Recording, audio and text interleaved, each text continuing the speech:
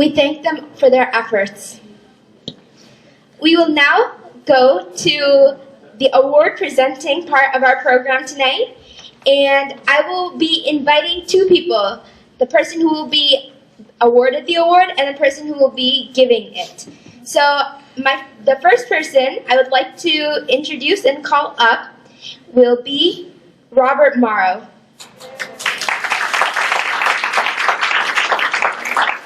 Robert Morrow is a trustee and a co-chair of Government Relations and Media at the Adams Center.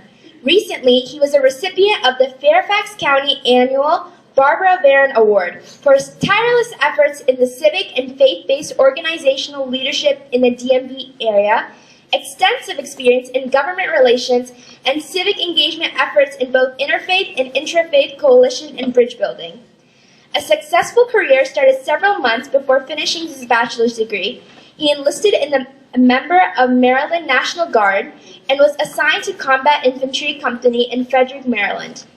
This was at the height of the Vietnam War, and he was sent to Fort Polk, LA, one of several U.S. Army posts specializing in training infantry for the Vietnam War. After training, he returned to Maryland before moving to New Jersey and therefore transferred to a combat engineer battalion of the 50th Armored Division, assigned to the S2 Intelligence Section of the Headquarters Company. He served a total of 6 years in the Army National Guard. Since the Vietnam War began to wind down several years after Bob's enlistment, he was never called to active duty or deployed to that conflict, but was fully trained and prepared to do so if required. He was assigned to the intelligence sections of the Headquarters Company and then further expanded to foreign services. I would like to invite up John Faust to present his award.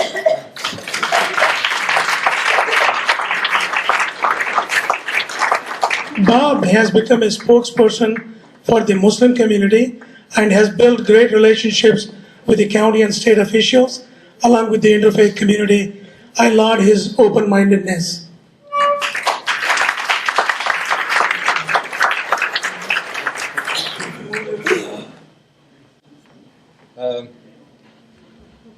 Just hearing what Robbie has said reminded me about my military service.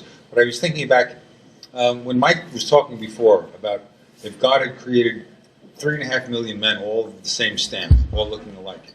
When I went to basic training, when you come in, you're wearing civilian clothes, you've got long hair, you may have some facial hair, and after a couple of days in the Army, you don't have any of that. Your hair is shaved, your beard is shaved, and you're all wearing the same green uniform. That's probably as close to uniformity, and you cannot recognize anybody else. Pluralism is so much better than that. I can tell you that from experience. Because when you're looking around and you're on an army post with 100,000 people and everybody looks exactly the same, you really value the differences that make us all so much more interesting as individuals, as members of states, nations, tribes, etc. So I think I really learned to appreciate pluralism from the experience of the opposite. But I thank you all very much, and thank you, Mike, for this recognition. Our second awardee is Miss Christina Fay from the New Americans Expo for bringing diverse ethnic communities of the DMV area together. Christina Fay is a photographer, website developer, and e-marketing consultant with a long history of community involvement. In her native Mexico, she founded the Mexican League for Women Empowerment. Her theatrical production, Open Your Door, a play she wrote to raise awareness about domestic violence, has been performed by survivors of domestic violence throughout central Mexico. In 2008, she developed a microenterprise project for rural Mexican women, which was awarded top prize for business development by the cosmetic company Avon. In the U.S., she has been active in efforts to pass the DREAM Act in Colorado and Maryland, working with groups such as Colorado Immigrant Rights Coalition and AIM Action in Montgomery County to improve the lives and opportunities of immigrant children. Christina has worked for the Mexican Foreign Service at embassies in London and Costa Rica, organized the Good Neighbors Award Dinner for the Mexican American Chamber of Commerce in Washington, served and served as manager of Asiatic Solutions. She has a bachelor's degree in international business, holds certificates in marketing, web design, and e-commerce, and is pursuing a master's certificate in photography from Montgomery College. Please welcome Ms. Christine.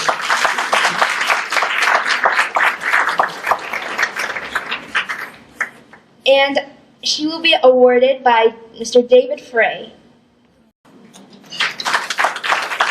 I watched Christina in the expo she held in October at Convention Center in Silver Springs. She virtually had invited every race, faith, and tradition to be a part of the event. And I spoke about, but I excluded God from the conversation because she had asked me to do that. And that is the kind of thing she is doing, bringing people together. And we have to encourage, this is what will change America.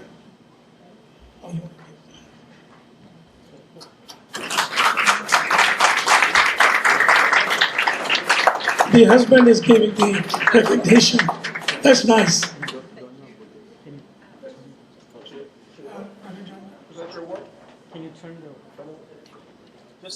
Thank you so much, everybody, for this opportunity. Thank you, Mike, for this award. The Expo, the New Americans Expo, is a fair that we held every year in Montgomery County to serve the immigrant community in the DMV area.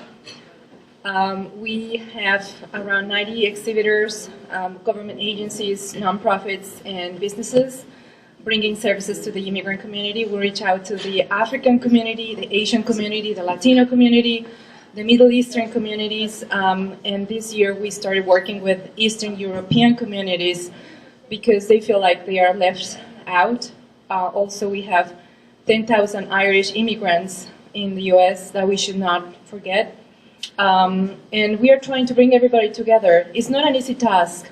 I admire Mike and his organization because this is a huge, huge task. Reach out to these different populations with different languages, different cultures. It's a process of learning who they are, respecting their beliefs, their traditions, their way of being, you know. And I invite everybody to come next year to the New American Expo. We would love to have you all there. We are trying to replicate the same project in DC and in Virginia. Because at the beginning, you know, people was telling me, you are very brave to do this because you are doing this for immigrant communities.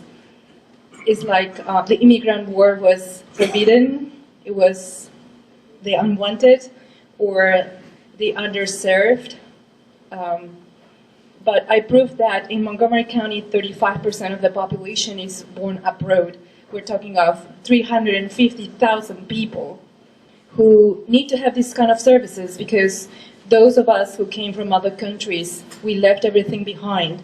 We come here to learn new culture, new language, new systems. And this country is kind of complicated. You have to pay taxes, you have to learn how the education system works to educate your kids better. And that's a learning process, and it's not easy at all. You feel pretty lost. So we are trying to replicate this service to the immigrant community in Virginia and the DC, District of Columbia. And if some of you are interested, please come to me, we can talk about that and we can expand this. But Mike, thank you so much for this opportunity. Next, we have Charles Stevens. So if you could please come up.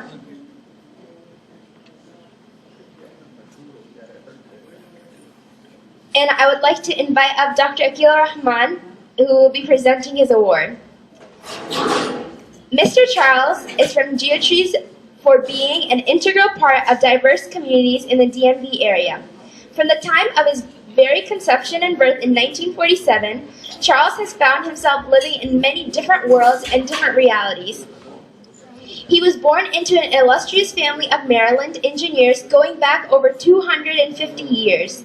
He spent his childhood in Northern Virginia when it was a solid part of the classic rural American South and where Tom Sawyer, Fern Ervil, and Nathan Bedford Forrest would have been comfortably at home. Then, in 1959, his family moved to Japan, where he spent his entire adolescence living and going to school with people from all over the world, including from behind the Iron Curtain.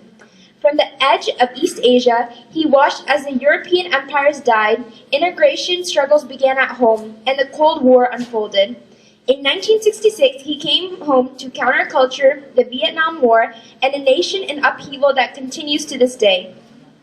He now lives in his childhood home of Northern Virginia, now a global crossroads for some of the best people that the world has to offer. All of this has convinced him that despite our realities, our shared basic reality is that all of humankind is one family, and that we can only survive and grow if we do it together.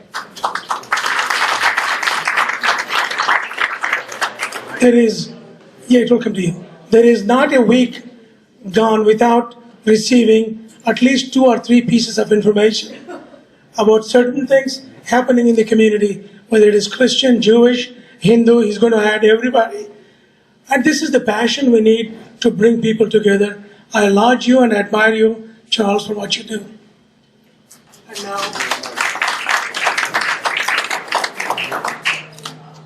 Thanks, Javier, Mike. Some of you know I am the chair of American Muslim Institution. Quite a few of our board members are here. And Mike, when we got Mike as executive director of this organization, which is supposed to be a proactive organization for the Muslims in this area and serve all the religions, all the faith, all the ethnicities, we never knew that Mike had so many qualities. Now we are knowing slowly how much he had the depth and what he can do for AMI. So I will encourage you all, when you get the next email from him about any function of AMI, please do come and give us the grace of your presence, and we will really appreciate that. Talking to Charles, he has been an example for everybody in Adam Center. A lot of young kids take the Charles as one of their symbols of unity and progress in the Virginia area and, of course, in the Maryland area. And I wish you all the best. Thank you very much. I'm sorry? Can you take a picture of just the 2 of them? Sure.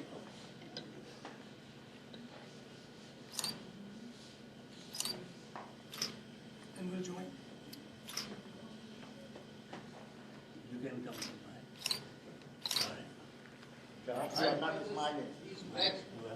Please read it what it says, the black. You don't know what is written there. Rabia, would you like to read it? It says, Charles Stevens, the title of Pluralist for being an integral part of diverse communities, presented on Sunday, the 20th day of November 2016 in Washington, D.C. This title recognizes your commitment to build a cohesive America where no American has to live in apprehension, discomfort, or fear of the other. Your leadership work in facilitating communities to know and respect each other is appreciated. Well, thank you, Brother Mike, and thank you, everyone. Time is short and my throat is sore, so I will simply say that one of the great honors that I have seen and received this evening is the honor of the company of everybody in this room. Everyone in this room is here because you have already built lives of building bridges and helping to heal the world in ways that were impossible before people from around the world came together in this region. I'm particularly thrilled to see the young people here. I was a young person in Japan, aged 12 to 19. What an amazing experience that was. So I can see how these kids here, and some of them not so kids anymore actually, but still young enough so that you look forward to 50 or 60 years of global engagement, healing, activity, that you have a future ahead of you. And I must say, in summation, that I feel a lot better about that future when I think of the young people who come to these events than I do when I come into them. I always leave uplifted and inspired. Thank you very much. Thanks to everybody here.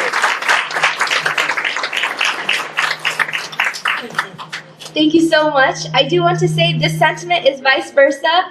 At Adams, we had a few events where it was about 6 high schoolers, and Brother Charles was there, and he got us motivated, and he brought so much passion to these events, and it was absolutely incredible, and we thank his presence at all of them. Thank you.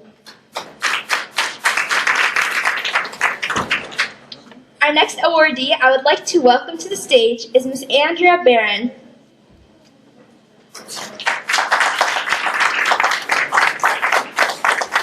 For promoting Jewish and Muslim understanding in the Washington, D.C. area.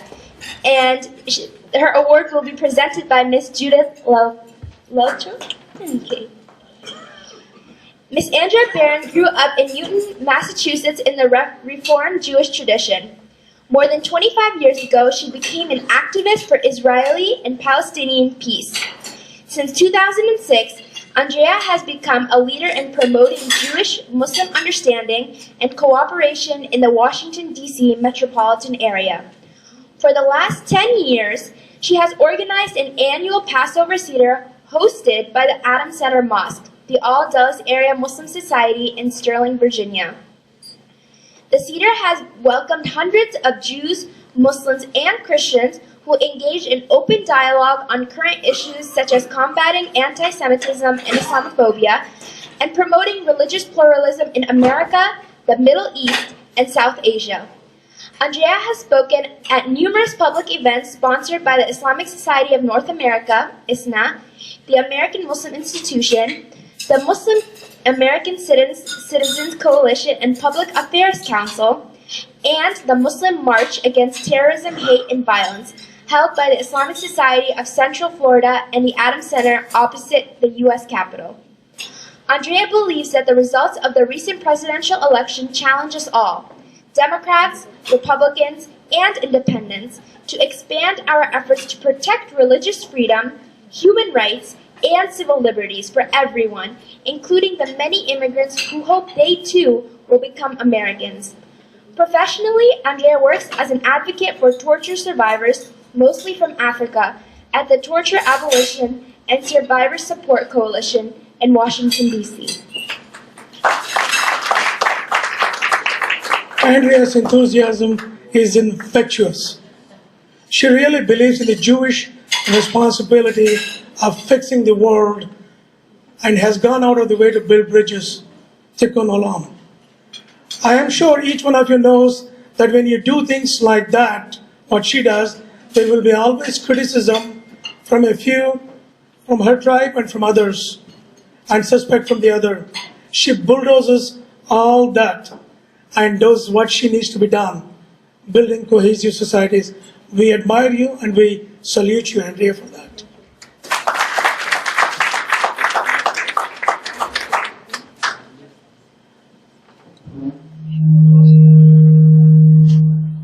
I just want to say I'm just representing all of Andrea's friends in this plaque, and giving this plaque.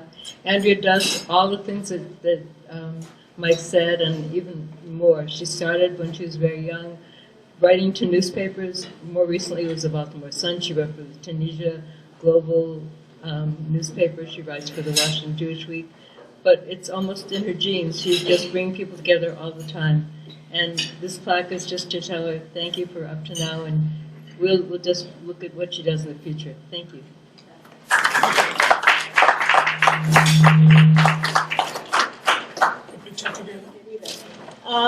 So I first want to thank Mike and the Center for Pluralism for this award, and express my appreciation to you personally for your many years of Muslim community activism.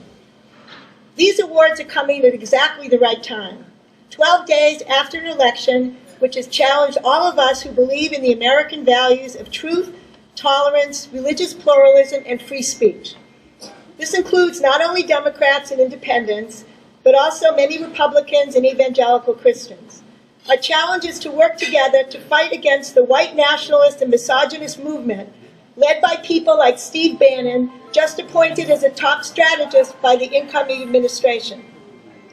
As we know, the new administration is thinking about a plan to force Muslims in the United States to register on a government list.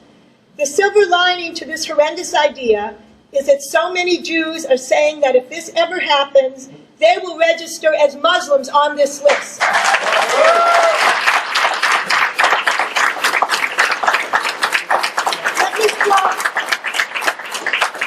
Let me quote Jonathan Greenblatt, head of the Anti-Defamation League, founded over 100 years to fight anti-Semitism and all forms of bigotry.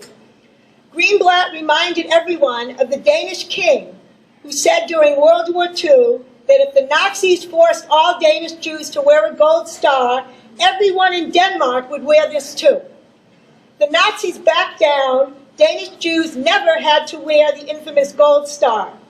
Greenblatt said, and I quote, "I pledge to you right here and now, because I care about the fight against anti-Semitism, that if one day in these United States, if one day Muslim Americans will be forced to register their identities, that is the day that this proud Jew will register as a Muslim."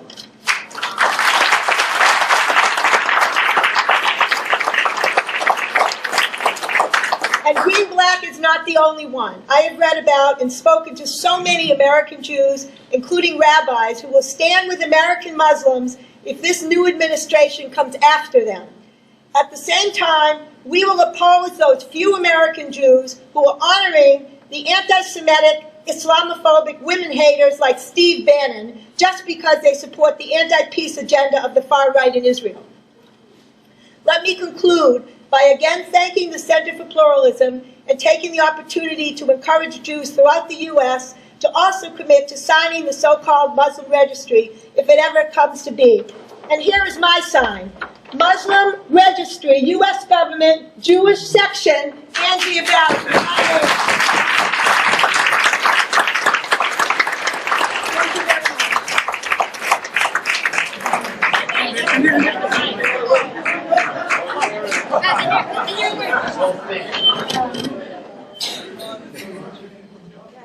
I guess I should have myself.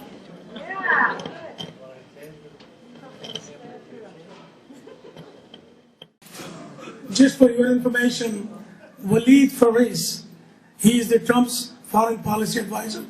He said he might come this evening. If he does, we'll give him a few seconds. Let me share something about working with those who are opposed. I had a very good experience with Sean Hannity on Fox News and Stuart Varney. Working with them, it's easy to reject anybody. It's easy to condemn them to, you are an extremist, you are an Islamophobe. It's very easy for us to tell them to stick in that position. That's not what we should do. We should redeem everyone. We should pull them back and give them an opportunity to be good human beings. Sean Hannity quit bashing Quran after working with him for 7. It was very humiliating for me to be on his show in the beginning, but he did it. And he said, you are the only Muslim friend I have in this entire world. And for that he honored not bashing the Quran. Stuart Varney in last November, and we held a rally against ISIS at the Lincoln Memorial. And he said, because of you guys and AMI's work, I'm not going to use the phrase radical Muslims anymore, and he hasn't. So we cannot write people off. We have to work with them. And God willing, I want to work with Trump's administration. If you work with people, there is a small chance that you can change. If you condemn them, if you oppose them, you have zero chance of changing. So that's our approach, and God willing, all America will be with us in doing that. And I'm inviting 25 individuals for a dinner. 12 Hillary Clinton diehard supporters, 12 Trump supporters. We will have a dinner, heart to heart, find out what is it that really bothers them. And if we can address that, we will address it and hopefully bring peace to the country. And any one of you wants to join, we'll have to do in 2 groups. I just want to keep it to 24 of them and me 25. So, back to you. Would you agree with that? Working with them now.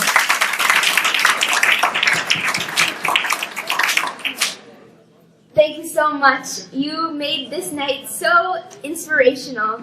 Thank you. Our fifth awardee is Reverend Sue Taylor from the Church of Scientology. Please help me welcome her.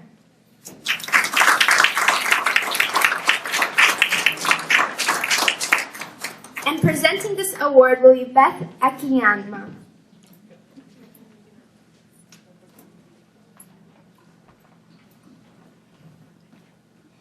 Reverend Sue Taylor is from the National Affairs Office, and this award is for reaching out and standing with persecuted communities around the world.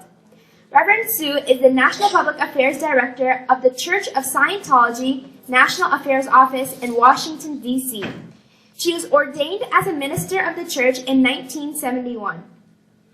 In 1976, she moved from L.A., California to Washington, D.C., where she took a position in public affairs for the church.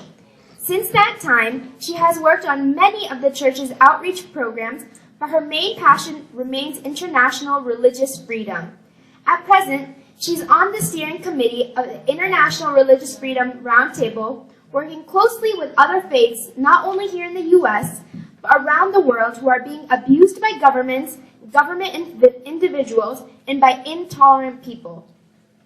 Reverend Taylor has seen firsthand over the last 30 years and knows that the importance of religious freedom is rarely understood by governments, that the freedom to believe and to practice one's belief is vital to every society, and that this freedom is encapsulated in the First Amendment of the U.S. Constitution. And with religious freedom comes freedom of assembly, freedom of speech, freedom to create, and this freedom lays the groundwork for peace. She knows that pluralism brings challenges to society, but it also brings great joy, adventure, and a deep understanding on a social levels, and even more importantly, it brings great joy and understanding on a spiritual level. And through her Scientology faith, she continues to work with others. It is my pleasure to give her this award. Sue, people are so wrapped up in defending their own that they cannot see beyond. And I have been watching you for over a year now with admiration for defending the rights of others. It doesn't matter who they are. If their rights are violated, you are there for them. Whether it is Muslims, Hindus, Jews, or anyone, you are there. We admire that. And friends, I need to make a special comment about Church of Scientology. Many people have grossly misunderstood the Church of Scientology, just as they have misunderstood Islam. You have to learn about them before you have your bias against anybody. It is freeing. You free yourselves when you don't have any prejudice towards any human being. I urge you to read and learn about Church of Scientology. That is if you have bias. If you don't, well and good. And I also want to share on the same note, one of the greatest books I have read is called World Scripture, a Comparative Anthology of Sacred Text. In this book, written by Reverend Sun Meng Moon, I'm a big fan of him. I have had lunch with him, dinner with him. I have emceed one of his programs in UK and in Dallas. And they have never, ever said the things that people tell them about. They're good people. The Unificationist Church. And I work with them regularly. And this book is an amazing book. In this, you talk about pluralism, you talk about coexistence, you talk about getting along together. He has quoted every holy book you can see from Quran, Bible, Bhagavad Gita, Avesta, Torah. Any book is quoted in this. I would urge you, those who are interfaith, to read this. And this is a tribute to Reverend Moon, whom I'm a big fan of. And Reverend Moon, a lot of things were said about him. None of them are true. I have witnessed firsthand. I have known them for the last 12 years. Now I will present the trophy to Sue.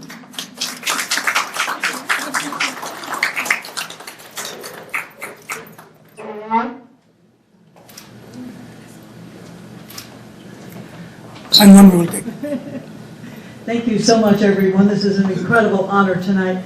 And I've had a wonderful opportunity to travel to many different countries around the world and work with people, not only our church people, but other people from the other religions.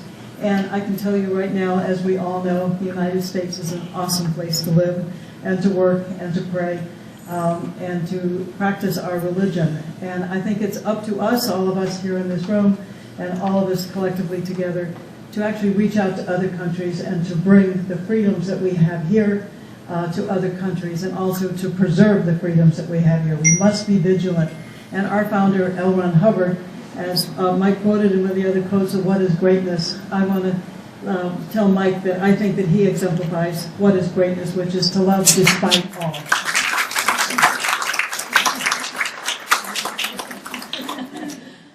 Well, I would just add another quote from our founder, Ron Hubbard, that a being is only as valuable as he can serve others. And I think that Sue Taylor exemplifies that. And so I'm really proud of her getting this award. I've been here for a year, 50, almost 16 months. There is a program called Understanding Religion, all the beautiful religions. Every religion is beautiful. Individuals are bad, not the religion. And I was trying to do a program that we have done in Dallas for many times, many sequences. And that included atheism, paganism, Wicca, and other tradition. Nobody wanted to touch the program. Nobody wanted even to remotely consider teaching about atheism. And she was the first one. When I presented the program, we're going to teach about every American tradition. We are Americans, Americans first, and we have to care about fellow Americans. If you don't learn about a fellow American, how can we complain others that you didn't know about me or my faith? We have to learn about them. And she agreed to host the event. We got 13 events, 13 months, 13 middle of the month, and they're all on the website, centerforpluralism.com, at the workshop. And you come and learn about, day after tomorrow, we have a program on learning the Baha'i faith, what the Baha'i faith is, how does it contribute towards making America a better place for every one of us. And as a Muslim, personally, to me, God is the God of the universe, and that makes me human of universe, and I have to learn. And Prophet Muhammad, my prophet, had said, you have to learn. Iqra is the best word in Islam, means learn, understand, learn and understand. I want to learn about every faith and respect them for who they are. Thank you so much for that, offering to host this event for the next 13 months. Thank you, sir. Let's give a big hand.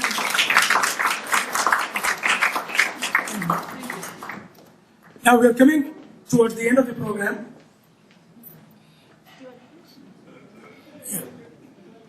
I do really want to quickly say, a lot of these bios were very cut short because of time, and it is a huge honor for me to be in their presence of all the awardees, but also it baffles me. I bet there's so many of you in this room who have all of these accomplishments and goals and dreams and projects you're working on, and I just want you to know that it's these things that are so motivating and encouraging, and I appreciate everyone who's in this room who's either participating or leading one of these actions in bettering the world. So thank you, everyone here.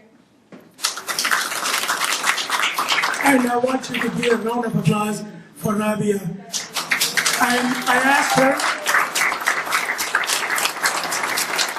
when we were pulling the scriptures from all the different religions, and she volunteered, I was taken back for a second. But she did it. She pulled all the verses from different faith traditions, and for that I honor and admire her. Let's give a round of applause.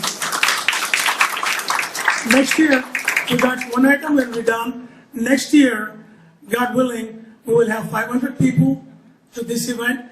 And if you stand up in the middle, is there an atheist here? Is there a Jew here? Is there a Zoroastrian here? Is there a Native American here? You will find them all. Every representation of America will be at this event next year, God willing.